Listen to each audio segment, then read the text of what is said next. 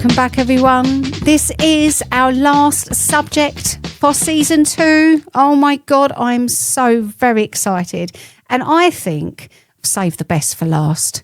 But before I tell you all about the subject that we've got today and introduce our amazing guest, let me just give you a little bit of a background. So in menopause, whether you're in peri, whether you're in your menopause or in your post, mood swings, feeling erratic, panic attacks, depression, overthinking, yes, lots of overthinking, going from 0 to 100 are all of some of the symptoms that we can experience as women. And this can be very challenging for lots of us. Yes, you can take supplementations, you can take medication, but there is also another way that can help you. And that is today's subject, which is Mindfulness and Menopause. That's right. We are going to be talking all things mindfulness, which is why it's going to be a really chilled session today. So I can't do this on my own. And I've got an incredible lady coming today. She is a mindfulness teacher, Ruth Rosselson. She does a lot of work with mind in Manchester. I attended one of her sessions last night, and I'm going to tell you all about that later. So here we go. Come introduce yourself, Ruth. Hello. Thank you so much for joining us today. So before we introduce you a bit more, I always like to start with the guest to kind of find out where in your menopause you actually are, so our listeners can understand. So I'm post-menopause, 3 years, and not on HRT, just hoping for the best. What about yourself, Ruth? I don't know. But I'm guessing post. So around 5 years ago, I was still having regular-ish periods, and I had a coil put in.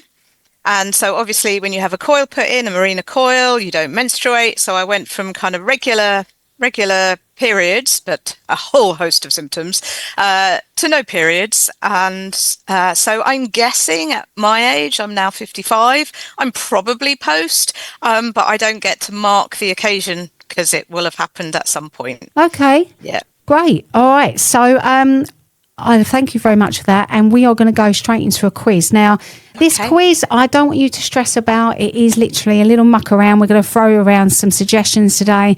And the quiz is reasons to meditate. Oh, okay. Oh, yeah. All right. So you can go first. Are you ready? 20 seconds start now. Reasons to meditate, because as a tool, it's really helpful for all of the tricky times in life and the challenges. 10 seconds remaining. Helps you get most from your life, so enjoying all the good times and being present for those. 4. I think I can say one 3, thing. 2, just to piece you out. There you go. 1. There's lots of reasons why meditation can help, but especially in the menopause, Ruth.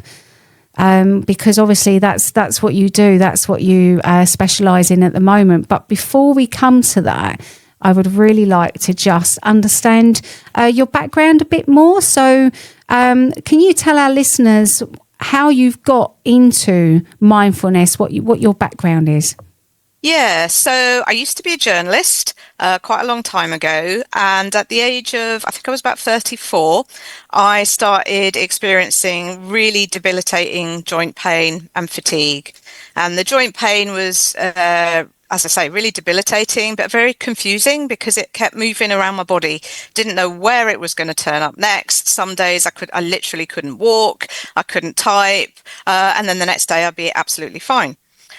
I was diagnosed with palindromic rheumatism, which they've now decided just is a variety of rheumatoid arthritis, sent away with some pills and left to get on with it. But the thing was, nobody helped me with, well, first of all, the emotional impact of that diagnosis and those symptoms. And I was never offered any pain management. So I was desperate. Painkillers didn't cut it. I went to my doctor and I said, is there any pain management I can learn? And she said, well, we don't send you on the pain management program till you've tried all the medication. well, that wasn't good enough. I wasn't going to wait to try all the medication. But I did think, well, I might try some meditation. So I went on a course specifically for people living with ill health to learn to meditate.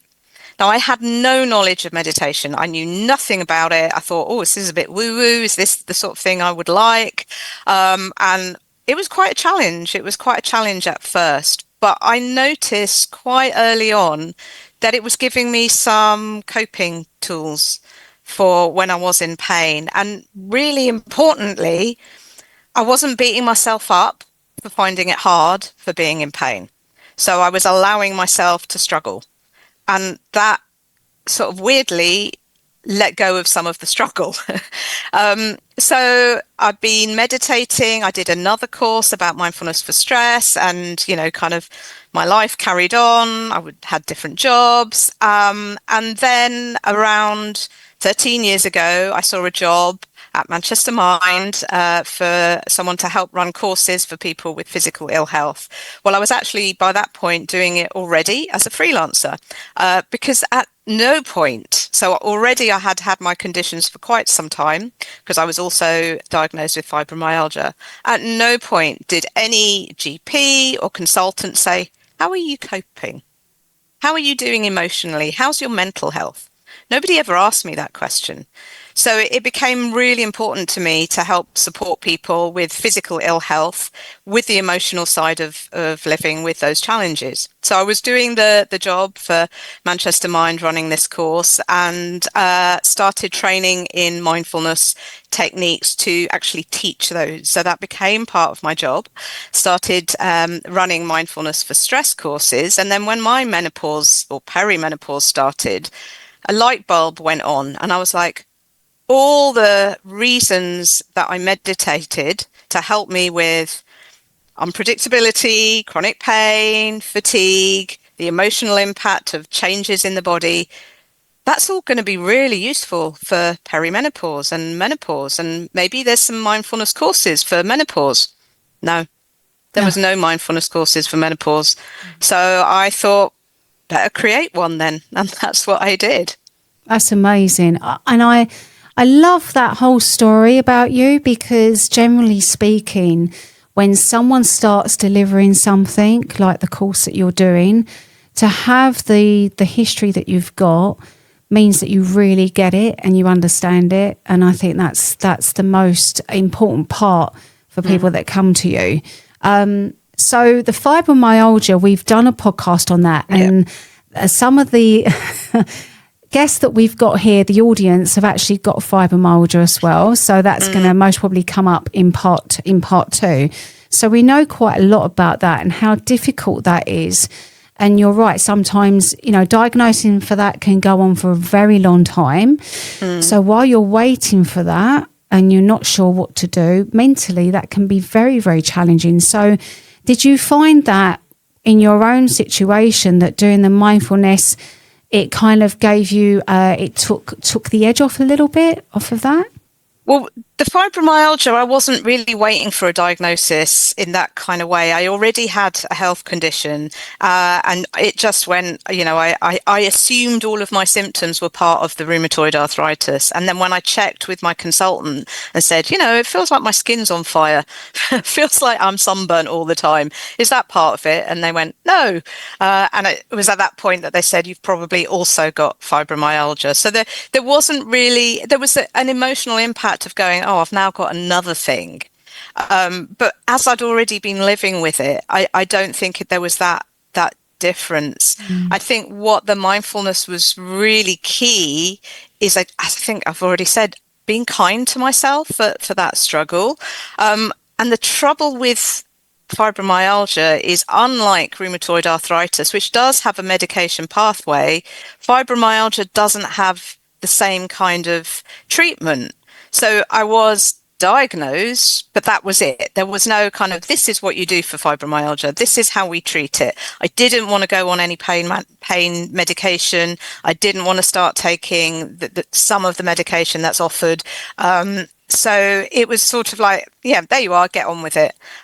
So by that point, I'd already been meditating. I'd already had the rheumatoid arthritis for 10 years. I don't know how long I'd had the fibromyalgia. Yeah. I think it tends to develop if you've already got a pain condition, because then the body gets really sensitized to more pain. So the fact that I already had an existing meditation practice really helped me at that point, because I had that kind of what my supervisor calls that scaffolding around to support me through the new diagnosis and the changes in that way. Yeah. So when you went to your first meditation class back in the day, I like the expression that you said, a bit woo-woo.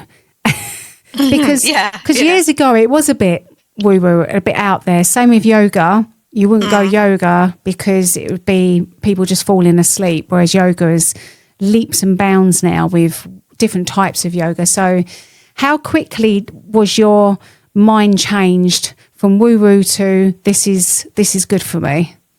Well, I think not that quickly. I was quite skeptical. I found it really challenging because, like most people, like nearly everyone, my mind was so busy.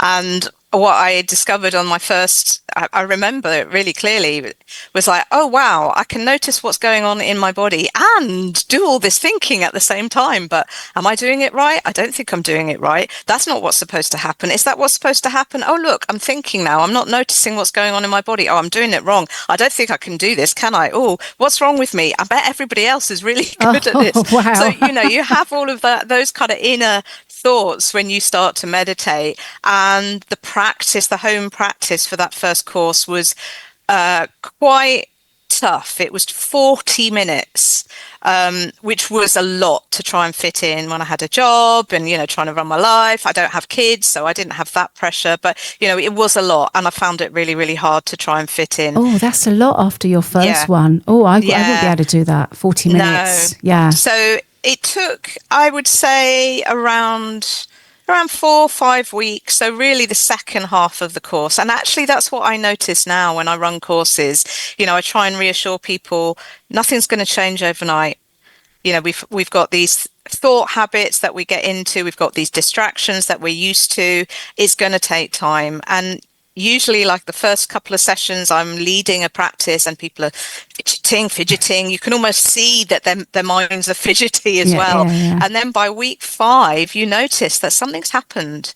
Yeah. And they seem to be a little more calm. And you can even tell it on Zoom, which you think, how can you tell that?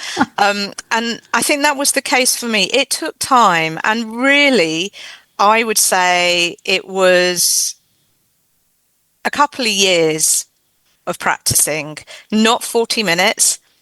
I rarely practice 40 minutes. I have a life. It's not realistic. And most courses don't prescribe that length. They think it is a good length for people to do. It's quite a challenge, but realistically, people don't do it. So, the courses that I run, the meditations are 20 minutes, and I think that's just long enough to be challenging, because actually you want it to be challenging in a way, and for your mind to sometimes calm down. Some people's minds sort of settle in the middle of a practice and get busier at the end.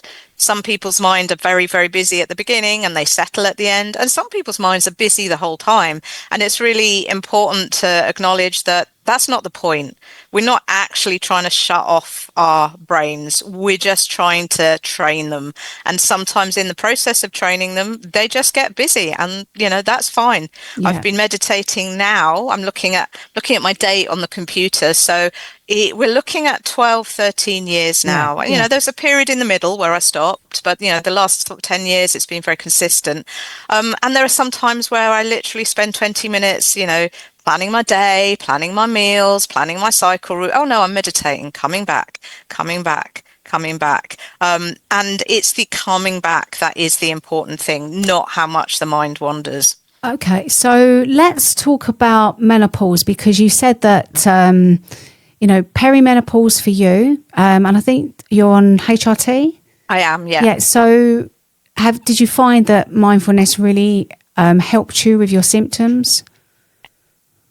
I would say that not the physical symptoms, Of but the course. impact Yeah. of the physical symptoms. And Yeah. that's where mindfulness really does help. It doesn't make our problems go away, our stress go away, our menopause symptoms go away, but it helps us cope better with them. So initially my symptoms were heart palpitations. Well, you can get into a real anxiety spiral with heart palpitations. You can start to worry. The more you worry, then you've got anxiety as well as heart palpitations. Then you get anxious about anxiety and you get into that cycle. Once I realized the heart palpitations were part of my perimenopause, I was able to be mindful about them when they were happening. So I'd have a heart palpitation and it would be as simple as, here's a heart palpitation, and then it passes.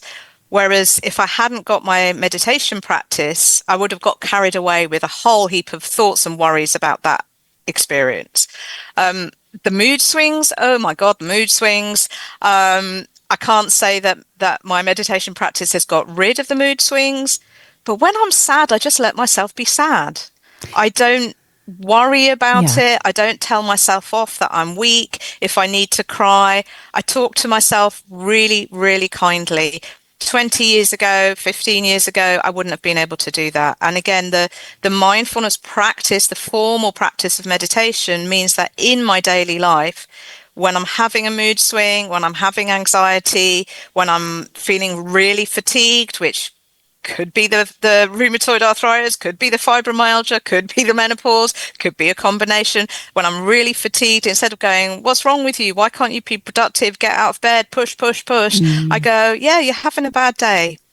Get out your cuddly toy, sort of lie in bed, look after yourself, what's kind. And I talk to myself really kindly. And I think that just wouldn't have happened before. That's and that is really nice to hear, because I think we can all resonate with that, especially in our 20s where you just have to push through. Some of us are from that generation of parents where we were told to push through, and you know, for ladies that are coming up with their perimenopause in years to come, it's going to be a lot different for them. They're hopefully going to have more tools as they arrive, rather than kind of like, you know, stabbing in the dark. But, you know, being kind to yourself is so important, but it's something that we just don't do. And I personally think that when you're in the midst, especially in your peri, and you can't see out, you know, wood past the trees past the wood, whatever the expression is, you can't see it. You just, something like meditation, mindfulness can really benefit someone. Yeah, and the other symptom that I had, which still isn't completely gone, is the sleep issues. So, you know, I know all the rules, I know all the sleep hygiene. For I don't know how many years it was, 3, 4, 5 years, my sleep was awful. Until that point, I'd been a really good sleeper. And again, having a mindfulness practice and a meditation practice meant that I wasn't getting too stressed about that. You know, when you're lying awake, you can get really anxious, you can tend to ruminate, you can, you know, then you make it worse. You try really hard to sleep. You don't sleep when you try really hard. It's like meditation. You need to not try. And my practice was helpful because, well, what else am I going to do at 3 o'clock in the morning? I'm not going to get up and do work. I can meditate, or I can do a guided relaxation, or I can follow my breath. So I again have the tools that tell me, okay, I'm not sleeping. I can't do much about that, but I am resting. So rather than getting, as I say, getting really caught up with an overactive mind, you know, and sometimes I do, I've got elderly parents, there's a lot to worry about. But the majority of the time, even now, I can wake up at 3.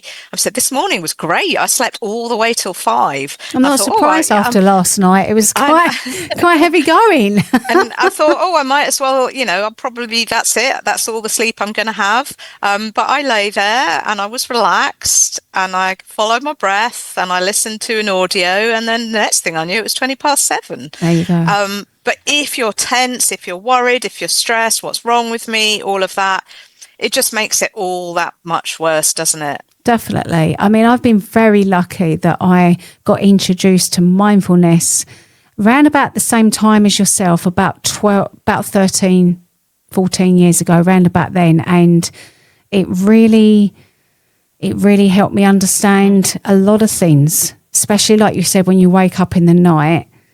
I know lots of people get really angry with themselves, but I'm just, actually for me, it's when I'm driving. That's the thing. Yeah. You know, we talked about this yesterday. When I'm in a traffic jam, I'm just like, can't do anything about it. I move when I move.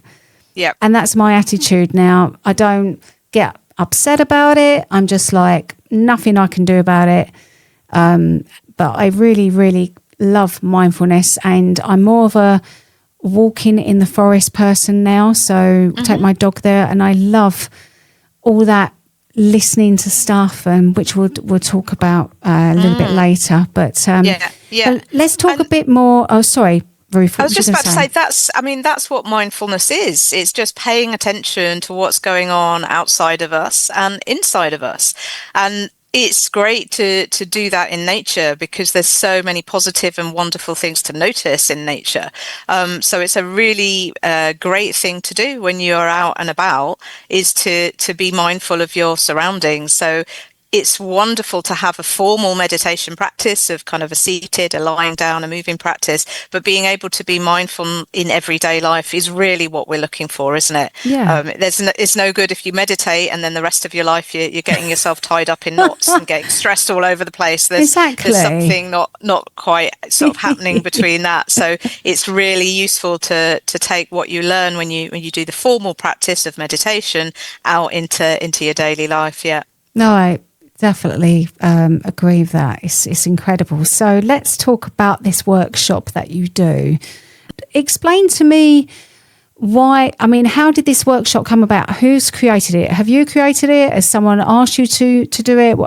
What's the format behind it? As I said, I was kind of recognizing that mindfulness and a sort of mindfulness course would be really, really helpful for women in perimenopause and menopause. And I just didn't see anything out there. So the course that I run a sort of a 90-minute taster workshop and an 8-week course. So the 8-week course, you were there on our first session.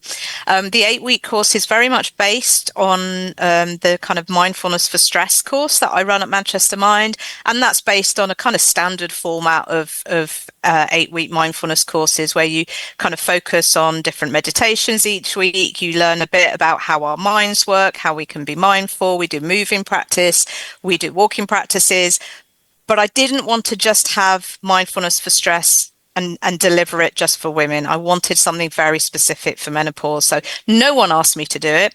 I had to put the business case to the trustees at Manchester Mind. I said, I want to create this, and this is why. And there are women struggling, and there is no mental health support. There wasn't really anything at the time. 6 years ago, I put the course together, and there wasn't the kind of dialogue that there is now. So they agreed, yes, there does seem to be because they were like, why, what has menopause got to do with mental health? I'm like, this is what menopause has got to do with mental health. And they were like, oh, we had no idea, because people weren't talking about it. Yeah.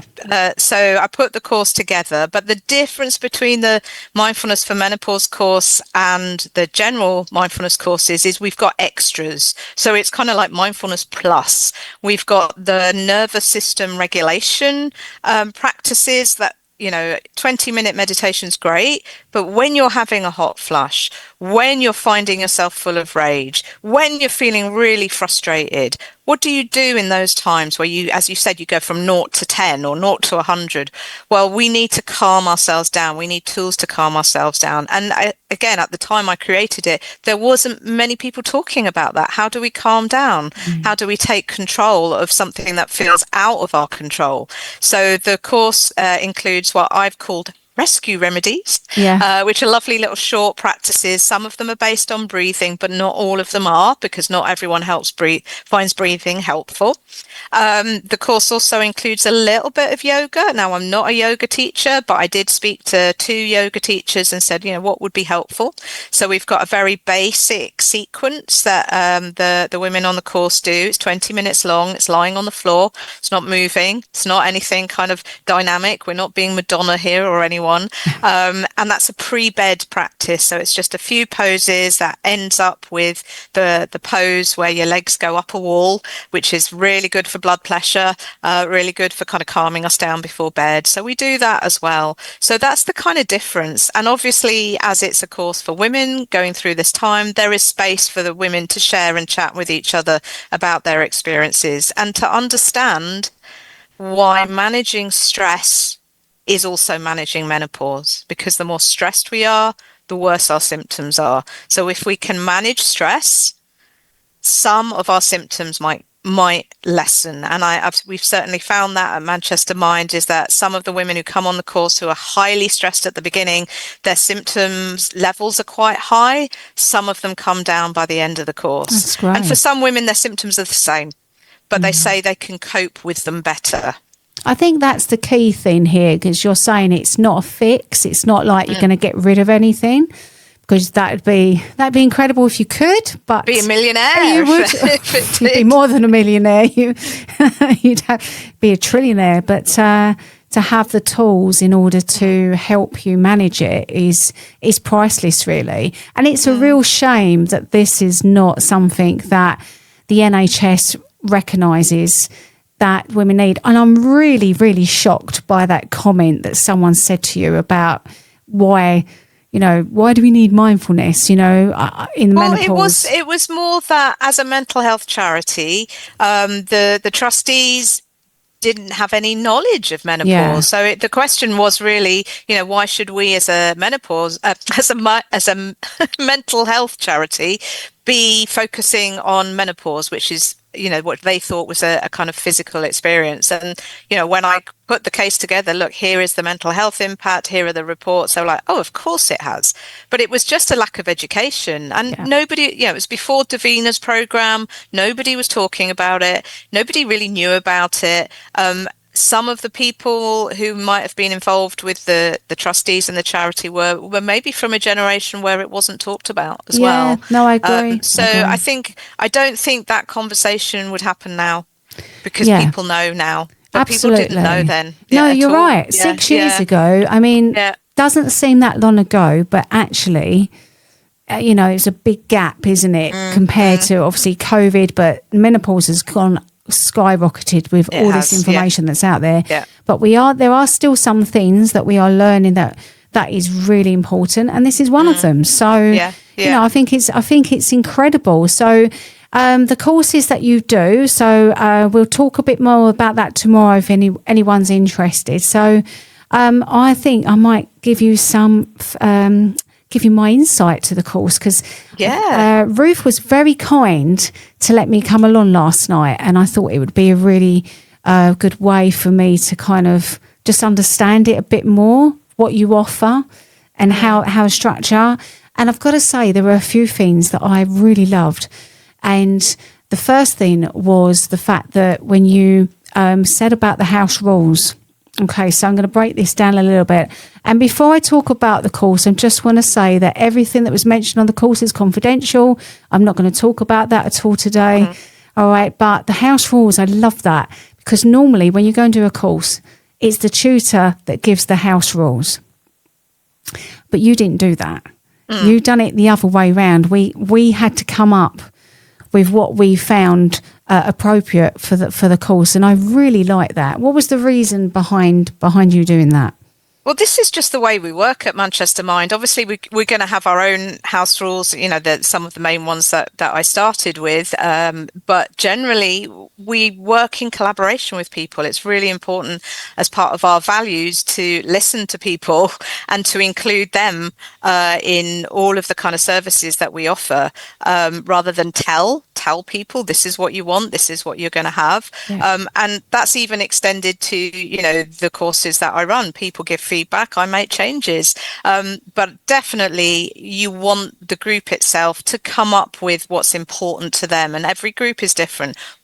Every group wants confidentiality. I don't think there is any group that doesn't want that. But then some of the finer things that come up, Some of the detail does differ group to group, and it's really important to respect that, and to allow people also to add to it as the course goes on. So it may be in week 2 or week 3 something might come up for people, and they say, can we add that to the house rules?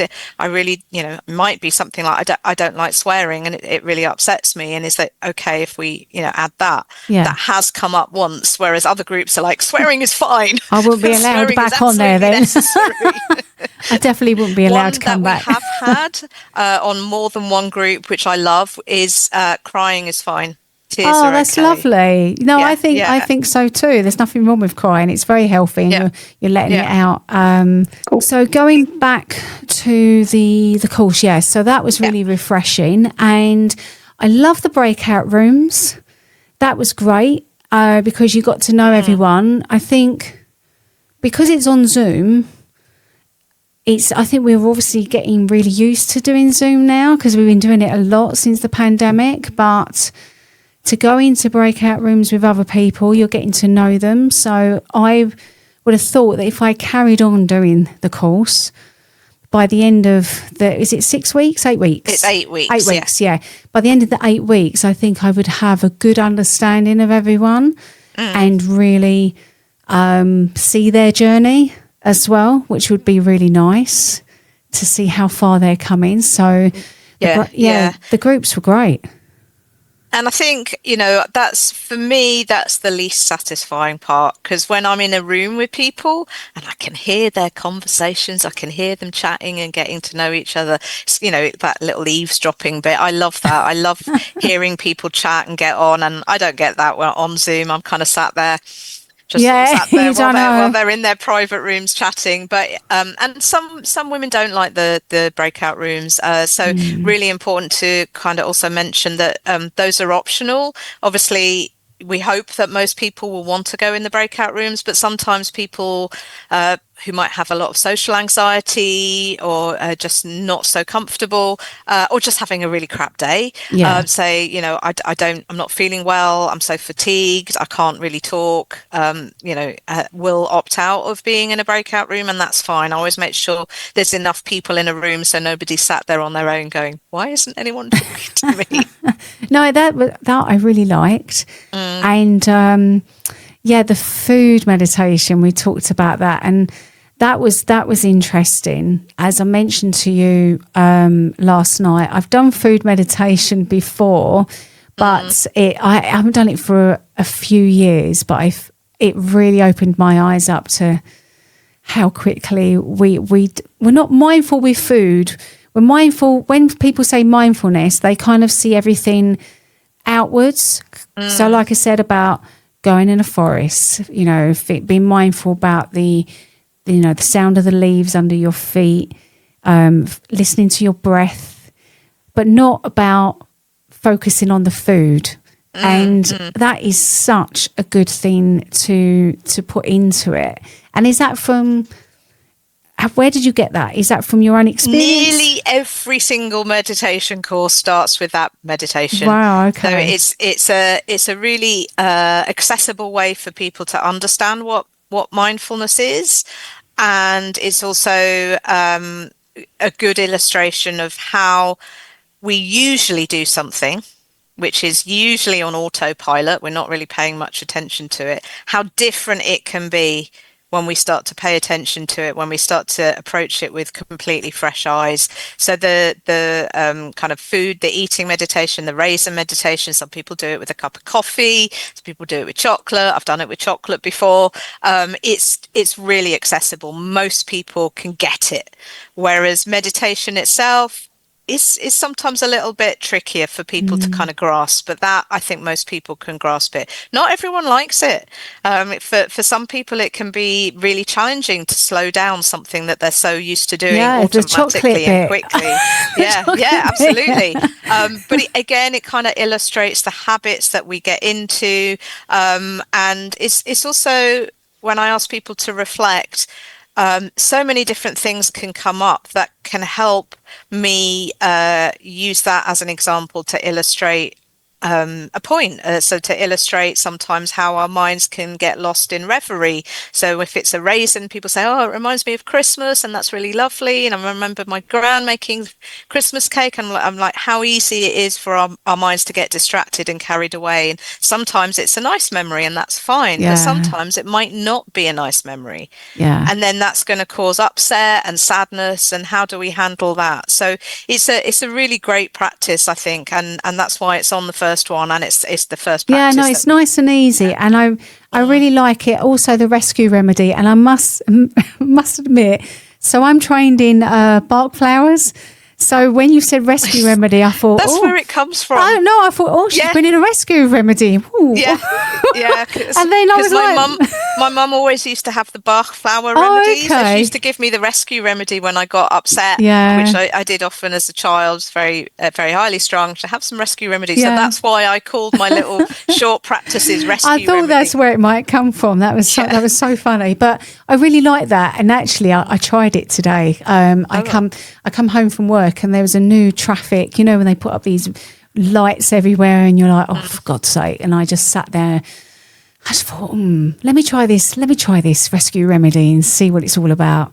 And just started doing, the breathing and it was really beneficial. And so for even I've taken a few things from the session last night. It's brilliant. And the one thing that I will say, and I just want to apologise, at the end when you did the body scan, I've got to tell you about this because I found this hysterical, because I've been, like I said to you, I started my meditation journey a while ago, and I've been listening to the same body scan for about 13 years, the same voice. Yeah. It was someone that I went counselling to, and she gave me this audio, and I've been using it since. And when you said we're going to do a body scan, I thought I might be in trouble here, because I might not be able to switch off, because when you started talking, straight away I could hear her voice.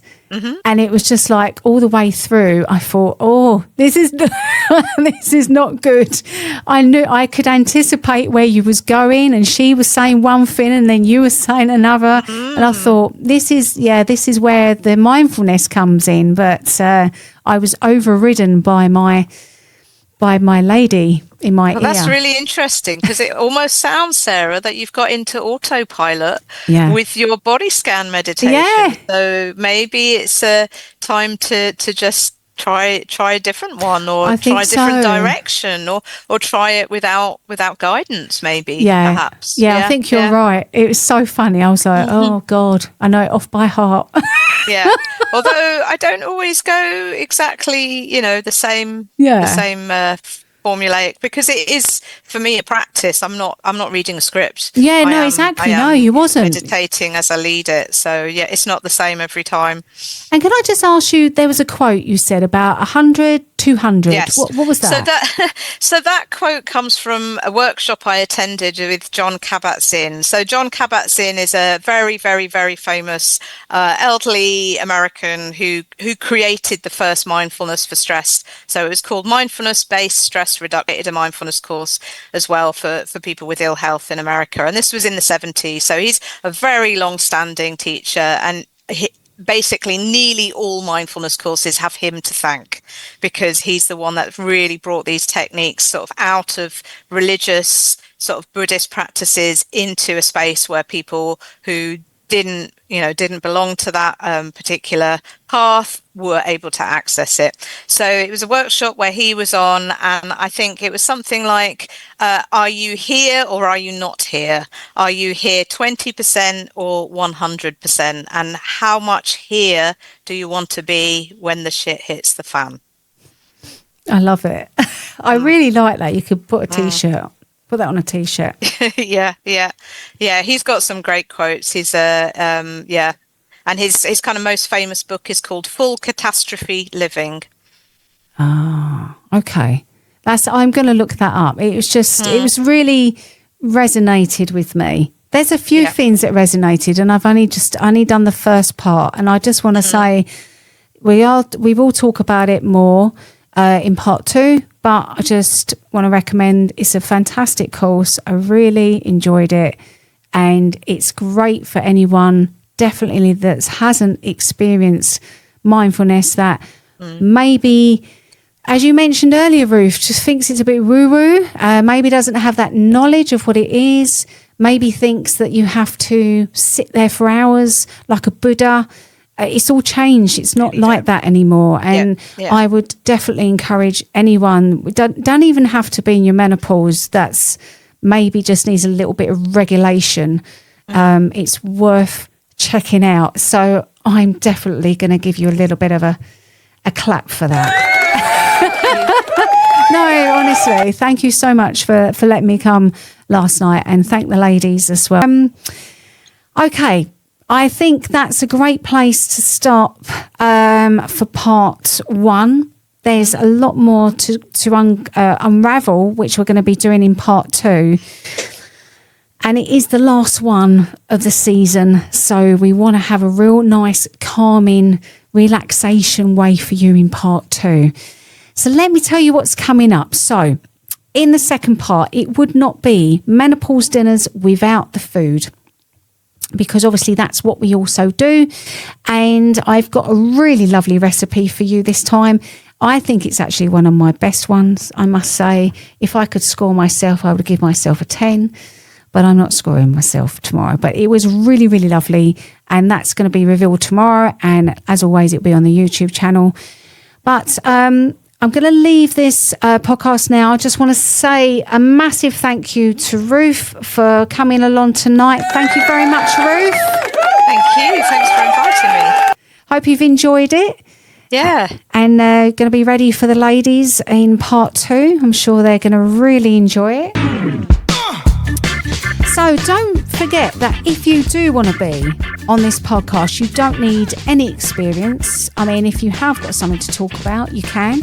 But if you're just going through your menopause and want to come on and chat, then please do reach out via this platform or menopausedinners@gmail.com. Don't forget to like, rate or subscribe on any of the platforms you listen to. Don't forget to come back for part 2, because in part 2 we are doing a live meditation, so you can come back for that as well. But did you know you can send a text function via the podcast? Want to let us know how we're doing? Even on socials you can get in touch. There's so many ways to reach out to us now. But there is also a monetization button, as we are now non-profit, so every little bit helps. So before you go, my final thought is menopause sucks, but with friends it will suck a whole lot less. We will see you next time on Menopause Dinners. You take care.